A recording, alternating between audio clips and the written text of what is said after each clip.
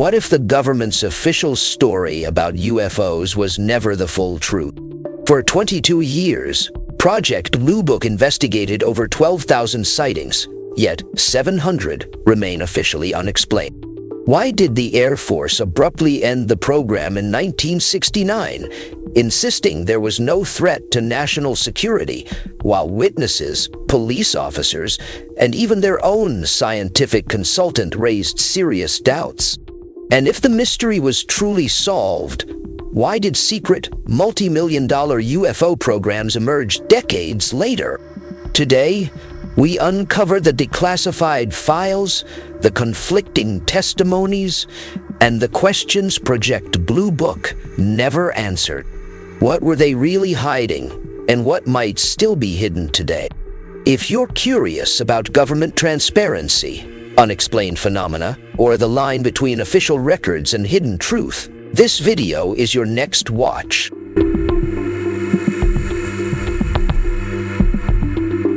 From 1947 to 1969, the United States Air Force investigated unidentified flying objects under a program known as Project Blue Book.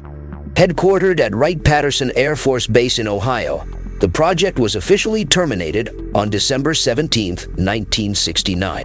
Of the 12,618 sightings reported to Project Blue Book, 701 remained officially classified as unidentified. In 1966, a series of UFO sightings across Massachusetts and New Hampshire prompted a congressional hearing by the House Committee on Armed Services.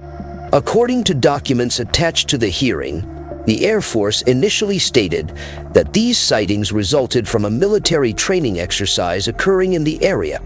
However, NICAP, the National Investigations Committee on Aerial Phenomena, reported that no aircraft were recorded flying at the times the sightings occurred.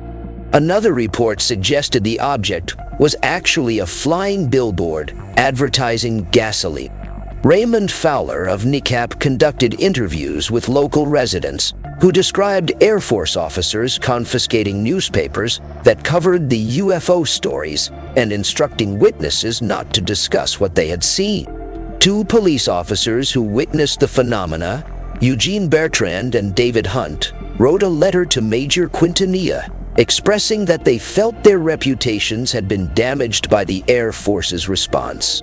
It was impossible to mistake what we saw for any kind of military operation, regardless of altitude, the officers wrote, adding that the object could not have been a balloon or a helicopter. According to Secretary Harold Brown of the Air Force, Project Blue Book operated through three core steps: investigation, analysis, and the distribution of gathered information to interested parties. After Secretary Brown granted permission, members of the press were invited to observe the hearing. By that time, Project Blue Book had identified and explained 95% of all reported UFO sightings. None of these cases were determined to be extraterrestrial in origin, nor were they considered a threat to national security. Secretary Brown himself stated, "I know of no one of scientific standing or executive standing with detailed knowledge of this subject within our organization who believes that these objects came from extraterrestrial sources." Dr. J. Allen Hynek, a science consultant to Project Blue Book, suggested in an unedited statement that a civilian panel of physical and social scientists should be formed for the express purpose of determining whether a major problem really exists regarding UFOs. Hynek further remarked that he had not seen any evidence to confirm extraterrestrial involvement, adding, "Nor do I know any competent scientist who has, or who believes, that any kind of extraterrestrial intelligence is involved." Criticism of Project Blue Book continued to intensify throughout the mid-1960s. NICAP's membership grew to approximately 15,000, and the organization formally accused the U.S. government of covering up evidence related to UFO phenomena. Following additional congressional hearings, the Condon Committee was established in 1966, ostensibly as a neutral scientific research body. However, the committee quickly became embroiled in controversy.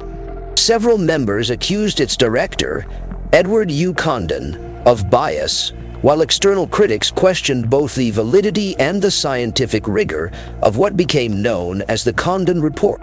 Ultimately, the committee concluded that there was nothing extraordinary about UFOs. Although it acknowledged that a small minority of cases remained unexplained, the report argued that further research was unlikely to yield significant scientific results. In response to the Condon Committee's conclusions, Secretary of the Air Force Robert C. Seamans, Jr. announced that Project Blue Book would soon be closed. He stated that continued funding cannot be justified either on the grounds of national security or in the interest of science.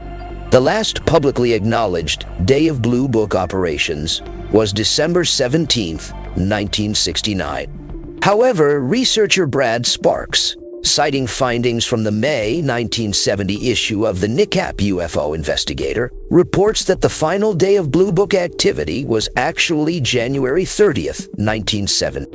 According to Sparks, Air Force officials wished to avoid having the service's response to the UFO question extend into a fourth decade, and therefore adjusted the official closure date in internal records.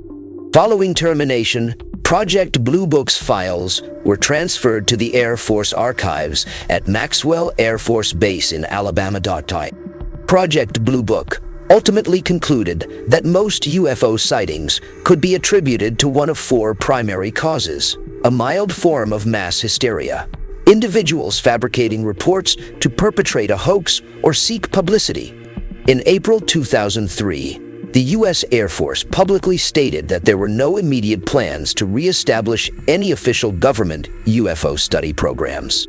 However, in December 2017, it was disclosed that a previously classified initiative, the Advanced Aviation Threat Identification Program, or AATIP, had received funding exceeding $20 million annually between 2007 and 2012.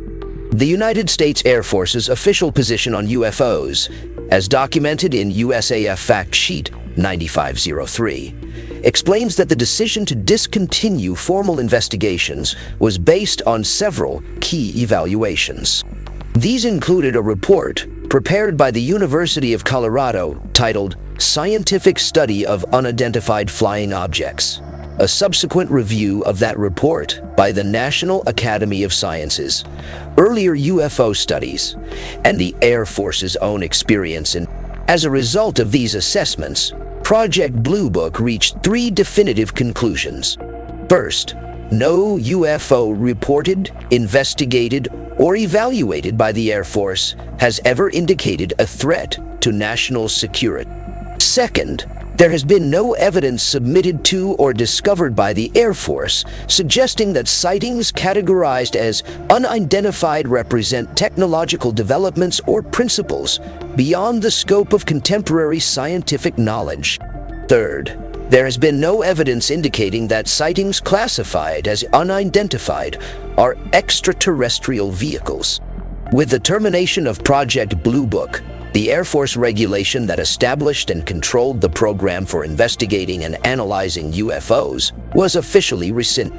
All documentation from the former Blue Book investigation was permanently transferred to the modern military branch of the National Archives and Records Service, where it remains available for public review and analysis.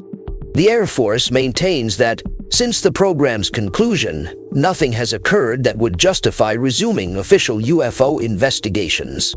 The service notes that numerous universities and professional scientific organizations continue to examine UFO phenomena through periodic meetings and seminars.